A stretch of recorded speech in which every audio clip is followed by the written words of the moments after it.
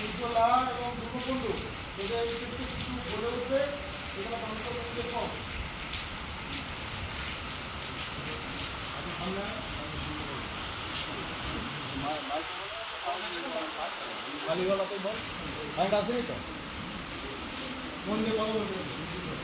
আজ 23শে আগস্ট, খুবই একটা গর্বের দিন।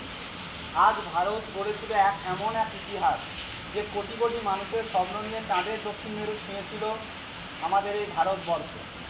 এবং এই কৃতিত্বটা পুরোটা ছিল ভারতীয় গবেষণা কেন্দ্র ইসরো। এবং আমাদের এই ভারতবর্ষ চাঁদের দক্ষিণ মেরুতে এঁকেছিল জয় কীর্তি। এবং এটা ছিল আমাদের জন্য খুবই গর্বের দিন। এবং এই গর্বের দিনটি আসার আগে আমাদেরকে আসতে হয়েছে খুবই বেদনাদায়ক কঠোর মুহূর্তের মধ্য দিয়ে। প্রথম এই যাত্রাটা শুরু হয় 2008 খ্রিস্টাব্দের 22শে অক্টোবর।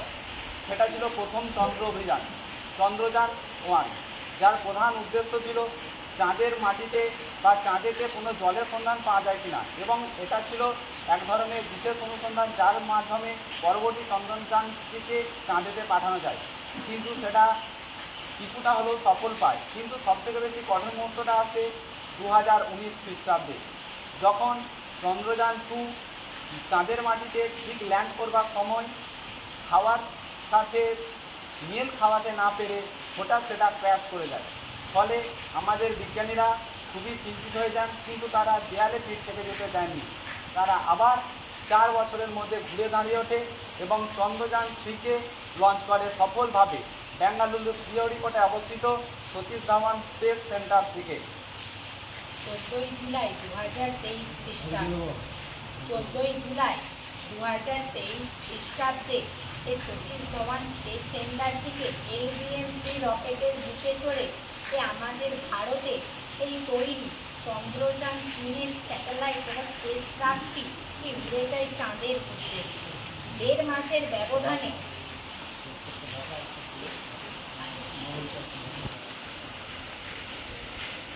LVM-3 রকেটে করে 14 জুলাই 2023 খ্রিস্টাব্দে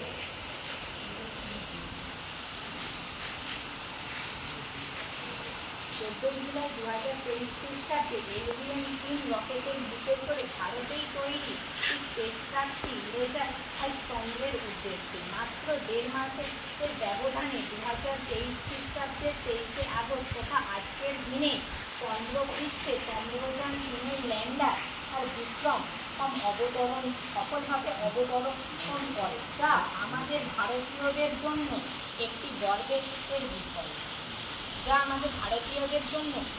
অত্যন্ত গর্বের বিষয়। এখন অনেকের মনেই প্রশ্ন থাকা স্বাভাবিক যে পৃথিবীর এত উন্নত দেশ সোভিয়েত রাশিয়া, মার্কিন যুক্তরাষ্ট্র এত বিলিয়ন ডলার আর খরচা করে চন্দ্রতে নিজেদের স্যাটেলাইট পাঠাচ্ছে, সেখানে আমাদের ভারতীয় মহাকাশ সংস্থা ইসরোর বিজ্ঞানীরা মাত্র 615 কোটি টাকার বাজেটে চন্দ্র এত বড় একটা চন্দ্র অভিযান সফল করে তুলেছে। তারা এই সময় অনেক অন্যান্য দেশের তুলনায় অনেকটাই বেশি সময় লাগিয়ে তুলেছিল। এই সময় দৃষ্টান্ত হিসাবে লক্ষ্য করা যায় 10ই আগস্ট 2023 খ্রিস্টাব্দে রাশিয়া তাদের স্পেসক্রাফট লুনা 25 চন্দ্রের উদ্দেশ্যে রওনা করে এবং 2023 খ্রিস্টাব্দের 23শে আগস্টের পূর্বেই তারা চন্দ্রে অবতরণ করার প্রতিশ্রুতি দেয়। কিন্তু তাদের এই লুনা 25 মিশনটি সম্পূর্ণরূপে ব্যর্থ হয়, যার কারণে ভারত আজ বর্তমানে পৃথিবীর চতুর্থ দেশ হয়ে উঠেছে যারা চন্দ্রপৃষ্ঠে সফলভাবে ল্যান্ডার নামাতে পেরেছে এবং প্রথম দেশ হয়ে উঠেছে ভারত যারা তাদের সাউথ পোলে সফলভাবে অবতরণ করতে পেরেছে।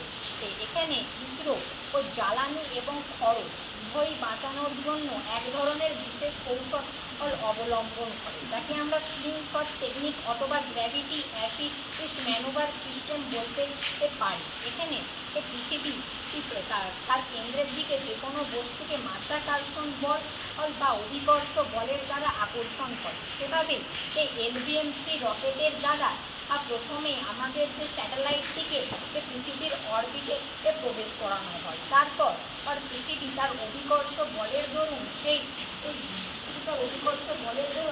এইভাবে স্যাটেলাইটটিকে তার কক্ষপথের চারিদিকে ঘোরাতে থাকে এবং এইভাবে যখন স্যাটেলাইটটি তার সর্বোচ্চ গতিতে অর্জন করে তখন একটি ফাইনাল ইঞ্জিন ফায়ারিংয়ের দ্বারা সরাসরি পৃথিবীর একমাত্র উপগ্রহ চন্দ্রের অরবিটে তাকে স্থানান্তর করা হয়। এইভাবে ইসরো জ্বালানি এবং খরচা বাঁচিয়ে মাত্র 615 কোটি টাকার মধ্যে তাদের এই চন্দ্র মিশনটিকে সফল করে তুলেছিল। এখানে আমাদের যে বিক্রম ল্যান্ডার রয়েছে সেই বিক্রম ল্যান্ডার আর এবং এই স্যাটেলাইটটি সম্পর্কে একটি ধারণা থাকা দরকার। আর প্রথমেই বলে রাখি যে বিক্রম ল্যান্ডার সমগ্র স্যাটেলাইটটি 3টি ভাগে বিভক্ত ছিল। প্রপালশন মডিউল যেটি এই মুহূর্তে এখানে মডেলের মধ্যে দেখানো সম্ভব হয়নি, আর তার ল্যান্ডার মডিউল আর ল্যান্ডার মডিউলের ভিতরে রোভার মডিউল, যার মধ্যে প্রপালশন মডিউলের কাজ হলো ওই চন্দ্র কক্ষপথে বা চাঁদের কক্ষপথেতে এই স্যাটেলাইটকে পৌঁছে দেওয়া, এবং ল্যান্ডার মডিউলের কাজ হলো স্যাটেলাইট তথা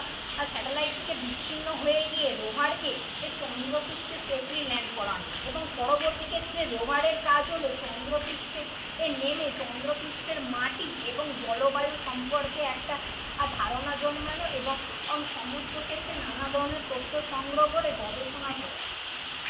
যদিও বিক্রম ল্যান্ডার আরও একইভাবে গবেষণার কাজ চালিয়ে গিয়েছিল। বিক্রম ল্যান্ডারের মধ্যে গবেষণা করা এবং তথ্য সংগ্রহের জন্য অনেক ধরনের ইনস্ট্রুমেন্ট ব্যবহার করা হয়েছিল। এখানে আমরা 4টি ইনস্ট্রুমেন্টের কথা জানবো, যথাক্রমে রম্ভা, চেসকি, ইলসা অ্যান্ড এরাই।